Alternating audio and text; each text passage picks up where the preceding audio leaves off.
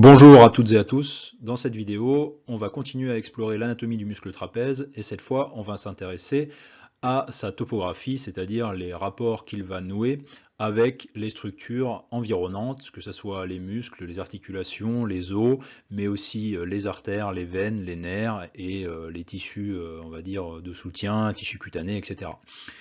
Et bien sûr, cela sera l'occasion d'aborder effectivement le pendant de l'anatomie topographique qui est l'anatomie clinique. Donc on abordera des éléments de clinique dans cette vidéo et notamment en rapport avec une douleur dans la région du dos qui est cervico-thoracique et qui déborde aussi sur la région postérieure de l'épaule. Donc on va faire justement de l'anatomie topographique appliquée pour justement bien vous faire comprendre l'intérêt de l'anatomie topographique.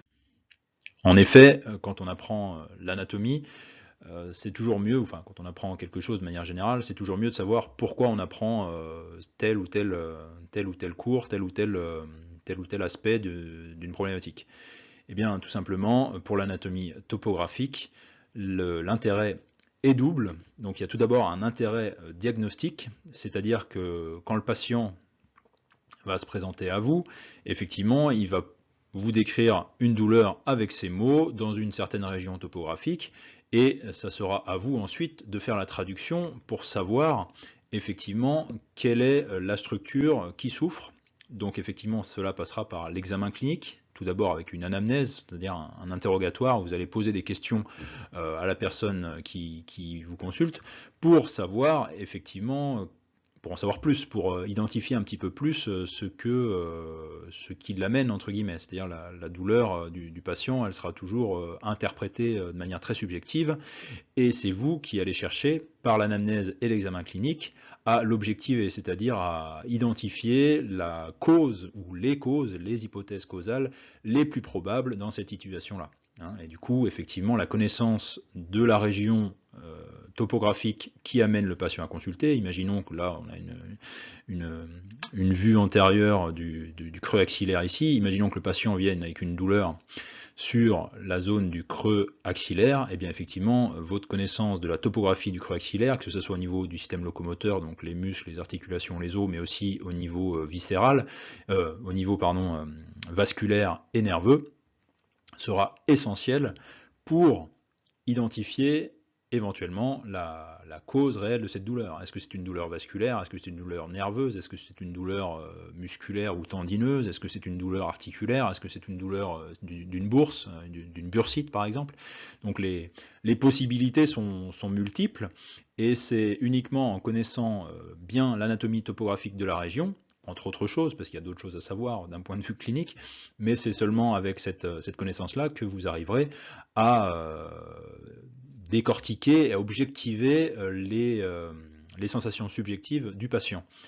Et donc bien sûr ça passera par l'examen clinique comme on l'a dit, mais aussi par les examens paracliniques, donc c'est-à-dire tout ce qui va être radio, scanner, IRM, échographie, etc.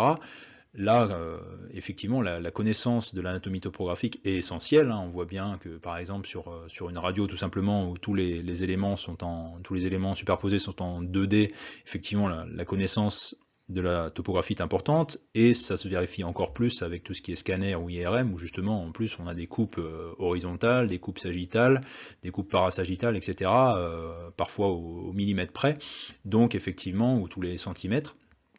Donc effectivement, pour analyser dans le détail une région topographique avec des examens paracliniques, la connaissance de la topographie, encore une fois, est essentielle. Et ensuite, un autre intérêt, tout simplement thérapeutique, avec bien sûr en tête de liste, on va dire, la chirurgie, les interventions chirurgicales. On se doute bien qu'un chirurgien qui va intervenir sur le creux axillaire ou un chirurgien cardiaque qui va intervenir au niveau du médiastin ou autre, se doit de connaître sur le bout de doigt la topographie du médiastin, du creux axillaire, de l'abdomen, etc., etc., en fonction de la région où le chirurgien opère. En médecine aussi, sur d'autres examens plus bénins, enfin moins invasifs, on va dire, que certaines chirurgies, effectivement, la topographie sera quand même indispensable, donc notamment dans tout ce qui est infiltration, notamment, pour que ce soit pour une ponction ou pour une infiltration. la position de l'aiguille effectivement dans la structure pour viser une articulation, une bourse, éventuellement les méninges, et passer la dure mère sans toucher la moelle ou autre. Tout ça demande effectivement des connaissances topographiques indispensables sur la région qui nous intéresse. Et enfin, bien sûr, en thérapie manuelle, au sens vraiment large, hein, là, évidemment, la connaissance de la topographie, et là passe entre autres par l'anatomie palpatoire, sera également indispensable. Hein, savoir sur quelle structure sont mes doigts, comment je fais pour palper tel muscle qui est recouvert par plusieurs autres muscles, etc. Là aussi, l'anatomie topographique prend tout son sens. Hein, donc, on va justement voilà, juste faire un petit rappel sur les vidéos en cours. Donc première vidéo, effectivement, c'était l'anatomie descriptive, donc c'est le B à bas, ce que vous devez savoir absolument sur l'anatomie du muscle trapèze, donc vous devez le savoir par cœur, et la suite, on va dire que c'est de l'anatomie appliquée. Donc là, on en est à la deuxième vidéo, et on va voir justement l'anatomie topographique du muscle trapèze, avec un regard clinique, pour bien vous faire comprendre les enjeux de l'anatomie topographique. Et ensuite, troisième vidéo, on l'a déjà dit, donc en fait j'ai coupé, au début je devais réunir les deux vidéos ensemble, mais je les ai séparées pour prendre plus le temps de vous présenter différents éléments cliniques et pathologiques. Donc troisième vidéo ensuite, on abordera donc quelques éléments de pathologie au niveau du trapèze, et enfin quatrième vidéo, on proposera une exploration fonctionnelle et clinique du muscle trapèze. Partons de l'exemple d'une douleur dans la région cervico-thoracique en regard du muscle trapèze pour illustrer notre propos. Donc la question qu'on doit se poser, c'est quelle structure en est la cause directe ou indirecte? Mais bien sûr, on va se compliquer la tâche en se mettant un petit handicap, c'est-à-dire que on ne demande pas quelle est la localisation précise de la douleur dans la région cervico-thoracique ici, ni le type de douleur, ni le mode de survenue, est-ce que c'est brutal ou progressif, est-ce que c'est traumatique ou non, etc. Parce que ça, effectivement, ce sont les questions qu'un bon clinicien posera à son malade avant même de s'intéresser plus en détail, effectivement, à la topographie de la zone. C'est-à-dire qu'il va essayer déjà de filtrer les informations par éléments pertinents, on va dire. C'est-à-dire qu'il va chercher à prendre des raccourcis entre guillemets pour gagner du temps et éliminer certaines hypothèses et en renforcer d'autres. Donc ça, pour les besoins de cette vidéo, on ne l'applique pas, mais c'est bien sûr essentiel à appliquer ensuite en cas, en cas réel, on va dire. Hein. Enfin, tout n'est pas là, mais bien sûr, la clinique ne consiste pas juste à connaître l'anatomie topographique, loin de là. Alors, commençons par l'anatomie de surface, on va le faire de la superficie vers la profondeur, et justement, en fonction de la localisation de la douleur, si le patient va montrer une douleur plutôt vers la nuque ou plutôt vers le milieu du dos, de la région thoraco-lombale, ça ne va pas être la même chose. Pareil, est-ce que c'est à proximité de la colonne vertébrale? Est-ce que c'est plus en périphérie? Est-ce que le trajet est plutôt descendant ou horizontal, etc., etc. Il y a multitude de possibilités. Est-ce que c'est un point, juste un point, une tension? Donc il y a vraiment une multitude de possibilités. Et pour faire simple, on va commencer en nous intéressant aux structures les plus évidentes de la région, pareil en commençant de la superficie à la profondeur. Donc on va s'intéresser au groupe des muscles superficiels du dos, puisque c'est le groupe dont le trapèze fait partie, et dont le trapèze est le plus superficiel lui aussi. Et bien sûr, ce groupe des muscles superficiels du dos, c'est lui-même un sous-groupe des muscles de la région postérieure du dos, donc qui réunit vraiment tous les muscles du dos. Alors, les muscles superficiels du dos, ils sont répartis en 3 couches, superficielles, moyennes et profondes, qui contiennent chacune, deux muscles. Donc la couche superficielle comprend de haut en bas le muscle trapèze, dont on a déjà parlé, et le muscle grand dorsal, dont on parlera dans une autre vidéo qui lui sera consacrée bien sûr. Donc ça, ce sont les deux muscles les plus superficiels, donc c'est ceux que vous pouvez palper les plus facilement sous la peau. Et ensuite, vous avez, au niveau de la couche moyenne, le en haut, pareil, le muscle élévateur de la scapula, dont on fera une vidéo également dessus, et le muscle petit et grand rhomboïde. Les muscles du coup. Du coup, là, à partir de ce moment-là, déjà, on doit se rendre compte que si la douleur en question, on s'aperçoit qu'elle est musculaire, si le malade nous décrit la douleur comme étant plutôt de type de caractère musculaire, eh bien là, il y a déjà une difficulté, c'est que il y a de nombreux muscles en dehors du trapèze dans cette région. Donc le trapèze est le plus superficiel et effectivement peut être facilement palpé, donc c'est un plus d'un point de vue clinique, mais ensuite, en dessous, on a donc le muscle rhomboïde, enfin les muscles rhomboïdes si on les sépare avec le petit ici et le grand ici, et le muscle élévateur de la scapula. Ces deux muscles peuvent présenter également des douleurs sur leur trajet, des douleurs de contracture par exemple, de myalgie, et effectivement, le patient pourra parler de la douleur de son élévateur de la scapula ou de son rhomboïde, mais vous devrez faire la différence avec une éventuelle douleur du trapèze. Donc il y aura un diagnostic différentiel à faire entre les deux. Donc on voit que ça complique déjà les choses. Et bien sûr, ce n'est pas tout. Il y a à proximité les muscles de la coiffe des rotateurs, donc qu'on n'a pas représenté sur cette illustration-là, mais globalement on va avoir le muscle supraépineux ici, dans la fosse supraépineuse, et ensuite on aura le muscle infraépineux dans la fosse infraépineuse. Et ces deux muscles, évidemment, pourront eux aussi présenter des douleurs, des myalgies, des contractures, etc., des atteintes tendineuses qui seront douloureuses et le patient manifestera éventuellement ces douleurs et effectivement ça rajoutera encore un peu plus de complexité au diagnostic que vous cherchez à poser.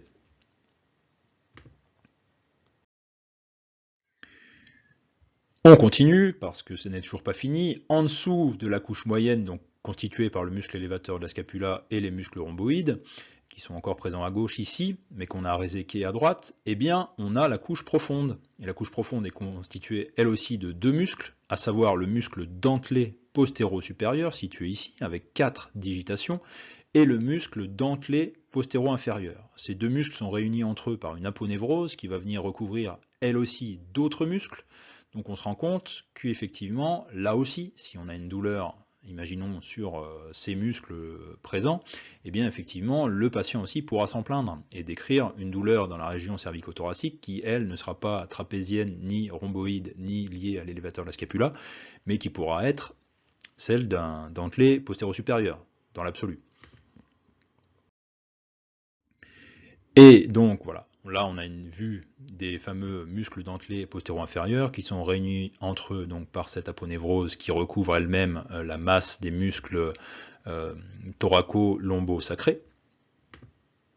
Et ce n'est toujours pas tout, sur la partie supérieure, on va s'apercevoir que le trapèze, une fois qu'on l'a enlevé, il dissimule, il cache, entre guillemets, les muscles de la nuque, le groupe des muscles de la nuque, autre groupe important des muscles du dos, avec les muscles splénus de la tête et du cou, et les muscles semi-épineux, donc anciennement les complexus.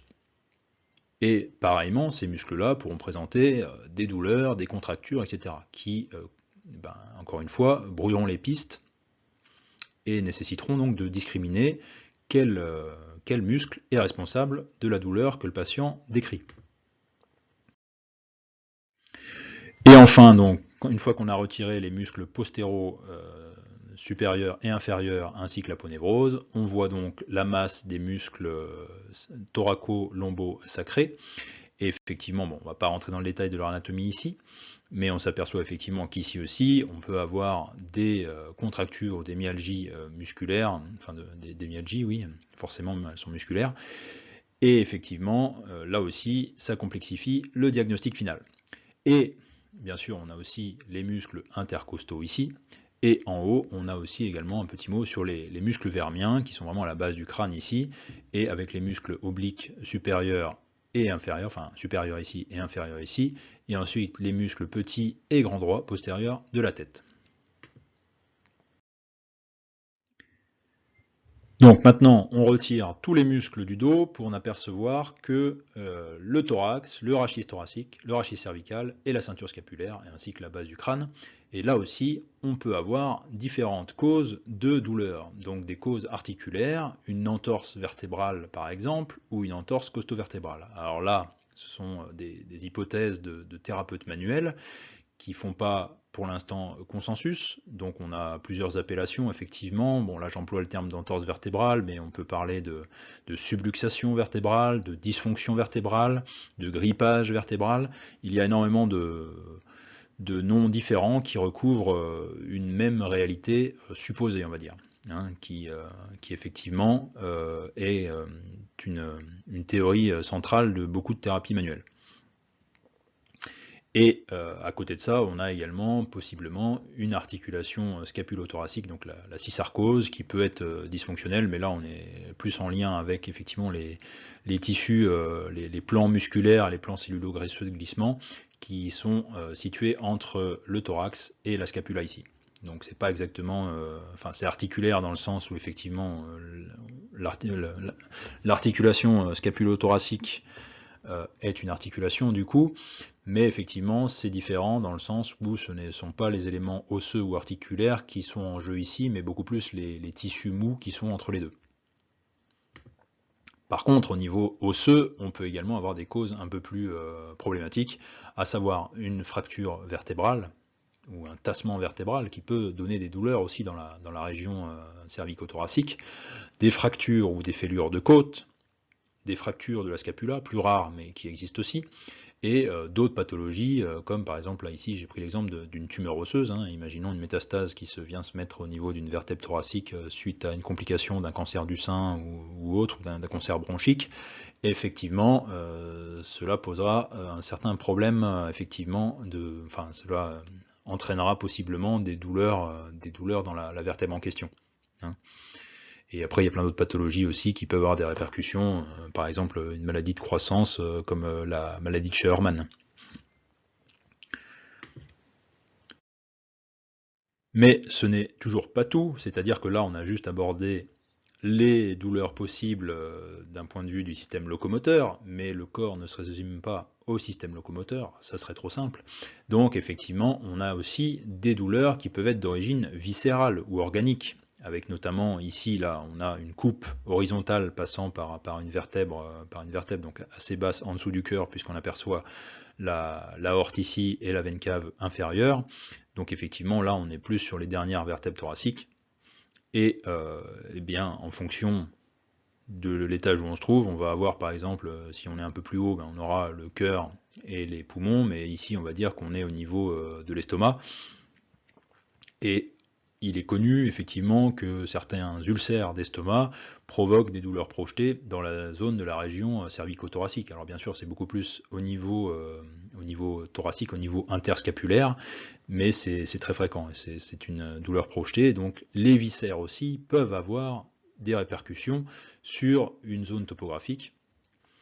Ensuite on a aussi des causes vasculaires. Donc ici on a l'aorte, alors imaginons une rupture d'anévrisme de l'aorte thoracique, donc exemple plutôt radical et brutal, mais effectivement dans le cas d'une rupture d'anévrisme de l'aorte thoracique, les douleurs thoraciques seront présentes, bon elles ne seront pas les seules, hein, mais parce qu'il y aura des douleurs sternales aussi, et puis des douleurs épouvantables et brutales, entre autres choses, et du coup bien sûr, bon, l'exemple est là pour caractériser un petit peu toutes les possibilités de souffrance d'un tissu, mais c'est un exemple voilà, très circonstanciel, on va dire.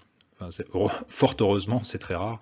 Enfin, c'est certainement fréquent en milieu hospitalier, mais voilà, en extérieur, voilà, heureusement, les gens ne vous consultent pas en général parce qu'ils sont en train de faire une rupture d'anévrisme de l'aorte thoracique. En général, ils se retrouvent vite escortés par le SAMU ou autre pour aller dans l'hôpital le plus proche. Et enfin, les douleurs nerveuses, comme névralgie intercostale. Donc là, on s'aperçoit effectivement qu'on a la disposition à droite ici en jaune des nerfs et en rouge des artères ici. Et bien sûr, les deux territoires sont superposés, hein, c'est-à-dire que là, on a fait exprès de mettre les artères du côté gauche et les artères et les nerfs du côté droit, mais bien sûr, les réseaux sont identiques des deux côtés. Ce qui va nous permettre d'aborder maintenant les rapports neurovasculaires du trapèze, donc les rapports du trapèze d'un point de vue nerveux en fait et vasculaire. Le muscle trapèze est traversé sur toute sa hauteur, et plutôt vers son côté médial, par des rameaux, ou des branches nerveuses cutanées postérieures du dos. C'est des branches qui se destinent à innerver la partie la plus superficielle du dos, et donc les tissus cutanés et sous-cutanés. Donc ce sont des branches sensitives. Et à ce titre, on va noter, alors ici les branches les plus hautes, on va les voir plus en détail parce qu'elles sont très intéressantes aussi d'un point de vue clinique, mais les branches plus basses ici de C4 jusqu'à alors T2, T3, T4, T5, T6, T7, de C4 à T7, il faut mentionner premièrement le fait que les deux rameaux de C7 et C8 ici sont quasiment inexistants, et en effet dans les faits, la sensibilité de la peau à cet endroit-là n'est pas assurée par C7 ou C8, comme on le verra un peu plus loin. Et ensuite T1, on a un rameau assez conséquent, mais c'est surtout T2, enfin la deuxième branche cutanée thoracique postérieure, qui est très longue. Et ça, d'un point de vue clinique, eh bien, il y a parfois des gens qui se plaignent d'une douleur justement qui va partir de l'interligne T2-T3, au niveau des vertèbres thoraciques, et qui va se diriger vers la face postérieure de l'épaule comme un fil tendu justement de la colonne vertébrale jusqu'à l'épaule. Donc ça arrive effectivement, donc pensez-y quand un patient, éventuellement un malade, va vous parler de douleur qui s'étend donc de la colonne thoracique ici jusqu'à l'extrémité supérieure et postérieure de l'épaule.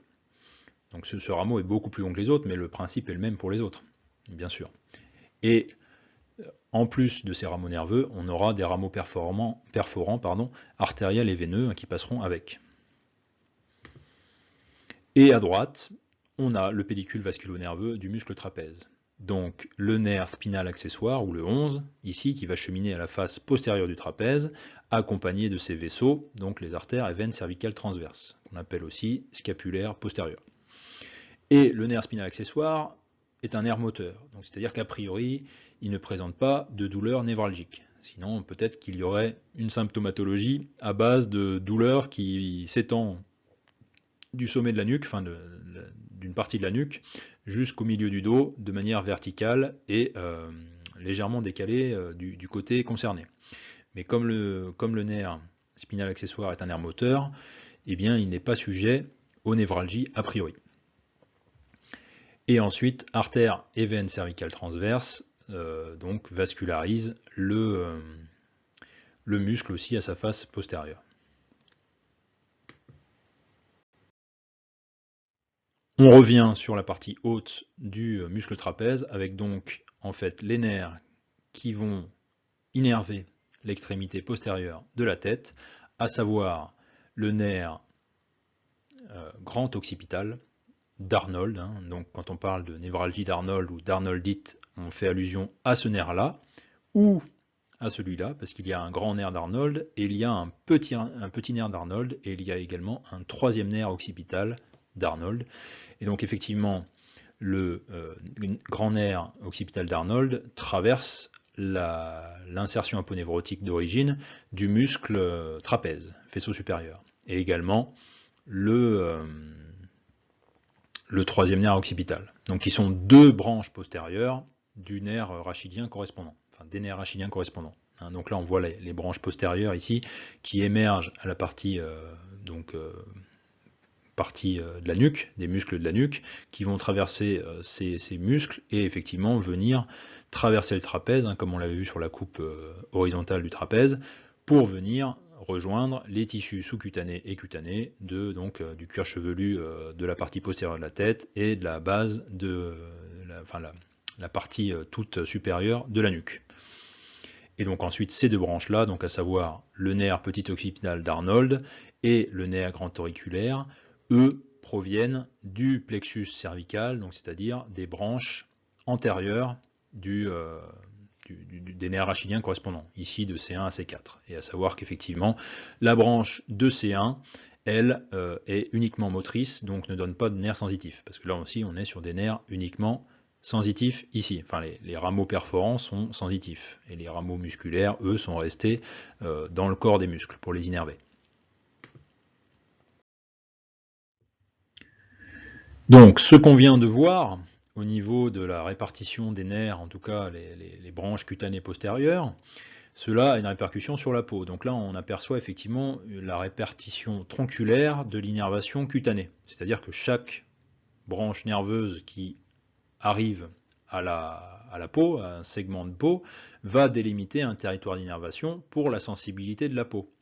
Et effectivement, on s'aperçoit que les nerfs qu'on a pu décrire sur les branches cutanées postérieures se répartissent de manière assez uniforme et étagée sur le dos. Et ensuite, en fait, au niveau des membres, on voit que c'est pas aussi simple qu'au niveau du tronc. Et la raison, elle est simple, elle est liée à l'embryologie. Et l'embryologie pose un deuxième problème, entre guillemets, enfin, c'est pas que ça pose un problème, mais c'est que ça complexifie un peu les choses, c'est qu'on a cette innervation cutanée tronculaire, mais elle n'est pas toute seule, c'est-à-dire qu'on a aussi une innervation cutanée radiculaire. Donc c'est-à-dire que elle est radiculaire dans le sens où en fait on va s'intéresser à ce qu'on appelle un dermatome, donc c'est-à-dire le territoire de peau innervé par les fibres sensitives d'une racine postérieure et son ganglion. Et ça, en clinique, ça a une importance capitale. Donc, en fait, on peut distinguer des modifications de la sensibilité de la peau qui sont d'ordre soit radiculaire, soit d'ordre tronculaire, en fonction de l'étiologie, en fonction de l'atteinte de telle ou telle partie d'un nerf. Donc, évidemment, quand c'est tronculaire, ça veut dire que c'est un tronc qui est atteint, un tronc nerveux qui est atteint, alors que quand c'est radiculaire, c'est bien sûr la racine ou le ganglion associé. Donc je vais vous remettre le schéma pour mieux comprendre. Donc un petit rappel sur l'anatomie nerveuse. Donc ici on a un segment d'hémimoelle à droite ici, avec donc la racine antérieure motrice, la racine postérieure sensitive et le ganglion spinal associé à la racine postérieure, avec le corps des cellules sensitives, des neurones sensitifs. Ensuite, on a une courte portion qui est le nerf rachidien, à proprement parler, et qui va se diviser tout de suite en deux branches, une branche postérieure et une branche antérieure, la plus grosse, la plus volumineuse, qui est la branche des plexus au niveau des cervicales, du bras, pardon, enfin du plexus brachial, du plexus lombaire et du plexus sacré. Et puis, bien sûr, le plexus sacro-coccygien ensuite, ou plexus pudendal. Et en avant ici, vous allez avoir les rameaux communicants qui vont associer le système nerveux autonome, enfin les chaînes latéro-vertébrales ici, thoraciques, avec le nerf rachidien, hein, puisque les centres nerveux autonomes sont bien sûr dans la moelle épinière. Et au niveau du tronc, il n'y a pas trop de différence entre territoire radiculaire et territoire tronculaire, puisque la segmentation se fait de manière assez uniforme. Hein, c'est-à-dire que les branches sensitives ici, bien sûr, sont les mêmes, peu ou prou, que le ganglion spinal. C'est en revanche au niveau principalement des membres supérieurs, inférieurs et de l'extrémité céphalique que l'embryologie va modifier profondément la répartition de certains nerfs et de certains territoires nerveux, que ce soit au niveau moteur ou au niveau sensitif, comme on en parle actuellement ici. Et c'est toute l'importance de bien comprendre et d'apprendre la différence entre les territoires tronculaires et les territoires radiculaires, c'est qu'en fonction du territoire qui est atteint, je l'ai déjà dit, l'étiologie ne va pas être la même. C'est-à-dire que dans un cas, pour une douleur tronculaire, on va avoir une atteinte d'un tronc nerveux, par exemple une branche postérieure ici, ou la branche d'un plexus, au passage par exemple d'un canal, hein, je sais pas moi, on peut prendre un exemple du passage du nerf ulnaire à la partie postérieure de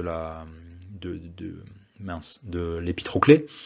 Eh bien, effectivement, il y a parfois ici des restrictions du nerf, ou même le canal carpien, ou le nerf sciatique qui passe au niveau du piriforme. On peut avoir parfois ici des répercussions sur le nerf, et donc ça atteint un tronc nerveux, et ça provoque une symptomatologie tronculaire. Et en revanche, on peut avoir une hernie discale, une atteinte, une arthrose importante au niveau d'une articulation zygapophysaire, ou une fracture ou autre, ou une tumeur qui va atteindre une racine, la racine postérieure ou la racine antérieure, et elle entraîner des symptômes sur le territoire radiculaire, qui ne sera pas toujours le même, comme on l'a dit, que le territoire tronculaire. Donc retenez bien la différence entre les deux.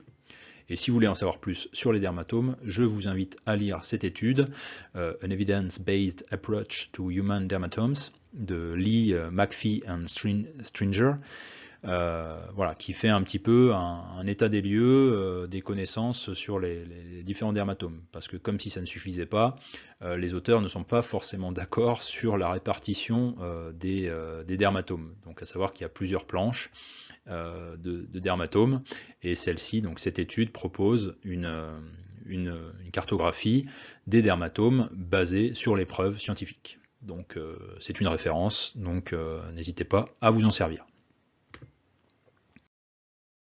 Enfin, on parle un petit peu de la vascularisation du muscle trapèze, donc ça rentre moins dans la clinique de la région, pour une simple raison, c'est qu'effectivement, ici, il y a peu, à ma connaissance, de raisons que l'artère, à part un traumatisme important, mais dans ces cas-là, il y a d'autres problèmes associés, mais il y a peu de raisons que l'artère devienne douloureuse ici. Après, dans l'absolu, pourquoi pas, mais dans tous les cas, même si on avait un problème ischémique, par exemple, de l'artère qui vascularise le trapèze, la zone est tellement anastomotique que voilà, il n'y aura même pas de problème de passage du sang vers le muscle, puisque effectivement il y aurait des compensations immédiates depuis l'artère suprascapulaire ou depuis la scapulaire inférieure. Donc juste parlons de la vascularisation artérielle. Donc on a l'artère cervicale transverse qui est vraiment l'artère principale de vascularisation du trapèze entre autres, ou on l'appelle aussi la scapulaire postérieure. Et on va voir son origine un peu après. On a pour la partie haute l'artère occipitale ici, donc qui s'anastomose elle aussi avec la branche montante de la cervicale transverse. Et donc l'occipitale est une branche de la carotide externe. Et ensuite donc on a la suprascapulaire ici, et la scapulaire inférieure ici qui passe dans le quadrilatère de Velpeau ici. Et du coup, comme on l'a déjà dit, tout ce beau monde est vascularisé à plein canal hein, par de nombreuses branches. Et effectivement, la vascularisation du trapèze donc, est assurée principalement par ces branches-là, en plus des rameaux cutanés perforants postérieurs qui, au passage, en traversant le muscle, donnent quelques rameaux à ce muscle. Et bien sûr, pour ce qui est de la vascularisation veineuse, elle est satellite des artères, et les lymphatiques suivent, eux, les veines en question. Donc l'origine artérielle de l'artère cervicale transverse, eh bien c'est l'artère axillaire, donc branche de la crosse de l'aorte et du tronc brachiocéphalique à droite. Et donc ensuite, quand il est présent, le tronc thyrobicervico-scapulaire donne naissance à cette artère cervicale transverse, ainsi qu'à la thyroïdienne inférieure, ici, la cervicale ascendante, et enfin l'artère suprascapulaire, qui, comme on l'a vu, va vasculariser les muscles, une partie des muscles de la coiffe des rotateurs, entre autres, et aussi donc une partie du trapèze, et s'anastomoser en plus avec l'artère cervicale transverse. Donc en cas d'atteinte de la cervicale transverse, on l'a dit juste avant, il y a des anastomoses importantes entre les deux territoires. Voilà, c'est la fin de la deuxième vidéo. Alors j'espère vous avoir permis de bien comprendre les enjeux et l'intérêt d'apprendre l'anatomie topographique, que ce soit pour cette région ou pour toutes les autres, parce que c'est vraiment fondamental, comme vous avez pu le voir. Et dans la troisième vidéo, on s'intéressera donc à l'anatomie pathologique du muscle trapèze, comme on l'a déjà dit, et dans la quatrième vidéo, à l'exploration fonctionnelle et clinique du muscle trapèze. Donc je vous rappelle que le PDF, il y a un PDF avec les illustrations principales de cette vidéo qui est disponible gratuitement, donc allez voir le lien dans les commentaires. Et puis bien sûr, ensuite, si vous avez des questions, n'hésitez pas, ou si vous avez remarqué d'éventuelles erreurs que j'ai pu faire, n'hésitez pas à les mentionner dans les commentaires. Et bien sûr, un petit like et un partage éventuellement de la vidéo, si vous avez des amis qui sont férus d'anatomie aussi, sera fort apprécié. Voilà, je vous dis merci et à bientôt et bonne révision. Au revoir.